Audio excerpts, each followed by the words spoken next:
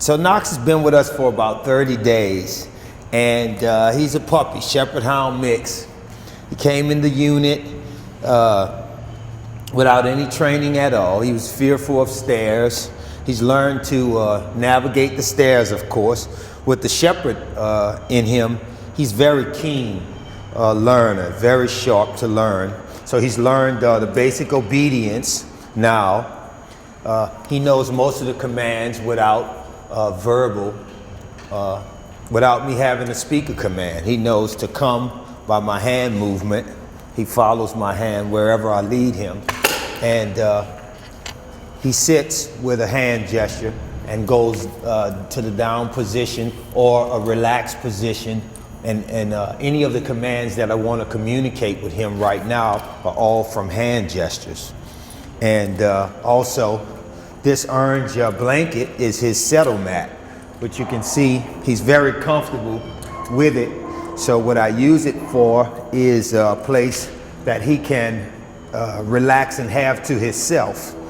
And in between exercises or training, this is an area that I could send him to. That would be in regard to if he was at your home, it would be a place of his own that you could send him instead of a kennel or instead of the sofa or the edge of the bed. I would say, Knox, go to your mat. And he would go to it and sit automatically. And I could settle him down on it and he would stay in this position until I called him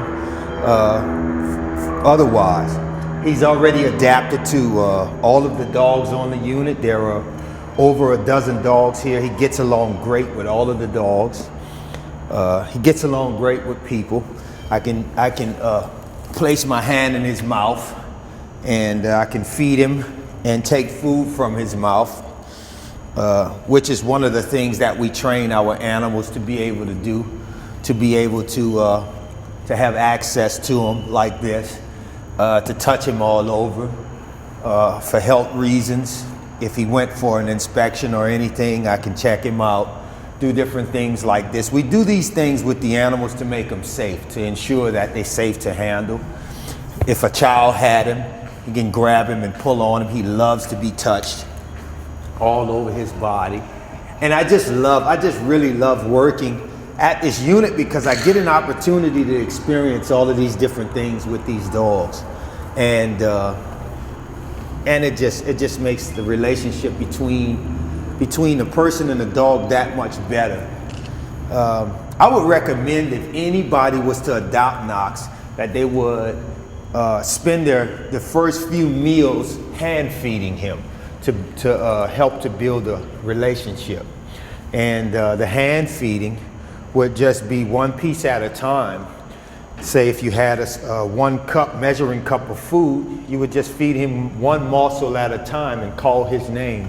And it would cause him to quickly build a relationship with you from that. Knox. And so whenever he gets distracted with something like he is now, just temporarily, I call his attention. Knox. Focus. Okay, and so what I'm doing now is he's distracted by something, so I've called his attention. Focus. And so now he's giving me undivided attention by looking in my eyes, not even at my hand. Knox, good boy. And so this is a life skill that I've taught him, which is focus, which means that when he's distracted by something, I can call his attention to look straight at me and not at whatever it is that's distracting him, and help to bring him out of that situation and bring him back into obedience. So he's learning all of the basic life skills: to come when he's called, to focus on me, to be in the presence of me, to calm down, and to make good decisions. And so even I've been training him. I don't know how well this is going to work. We'll try it anyway. This is a high value treat I have, which is cheese and bologna. And over here I have just some regular dry dog food. But this cheese and bologna, what I'm going to do is give him a little bit of it, just to show. Knox, And then I'm going to purposely drop some right here. Knox. Let's see. Leave it. Leave it. I'm going to drop his leash in just a second. Wait. Leave it. Sit. Knox. Hey. Focus. Let's see if I can get his focus. Focus. Leave it. Leave it. Okay, so what has happened now is I've taught him the leave it thing. And so what this means is if you drop something on the floor, something you don't want him to have, okay, leave it is the command. And so what has happened here is that he understands not to touch what is on the floor. And as you can see, it's a high value treat and he is not minding it at all. Now, how far away from him I can possibly walk is still being measured. We're working on the distance between us, but his obedience starts right here. And so this is where we begin.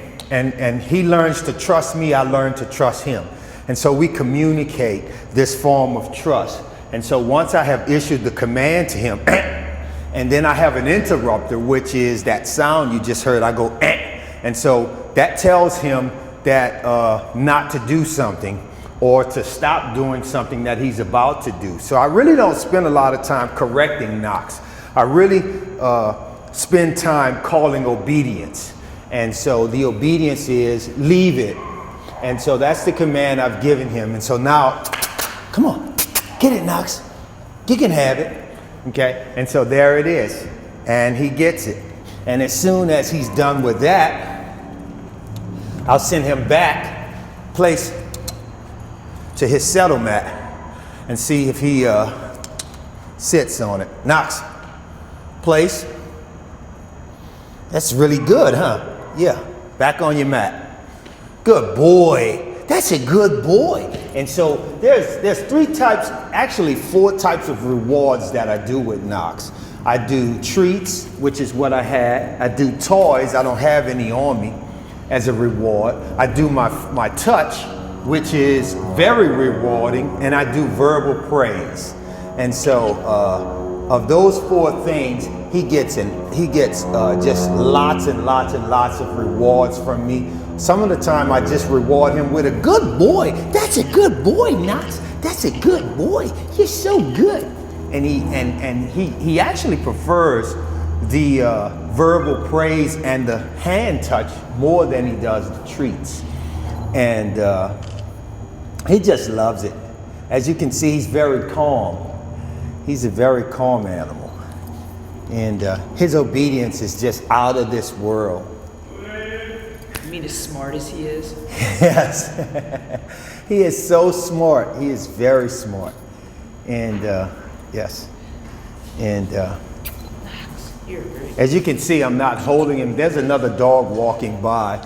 And a lot of the time he won't move his position. He'll hold his position. So this is all about trust.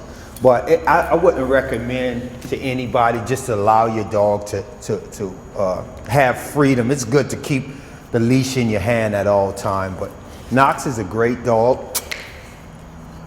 He's a great dog that, Knox,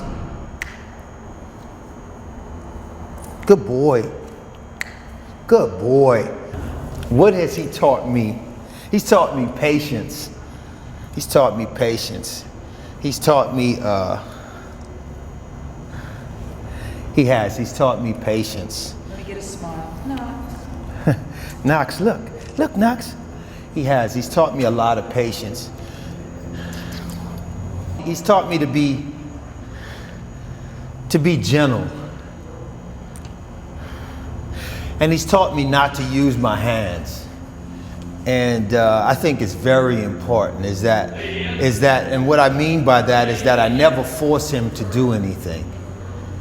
Is that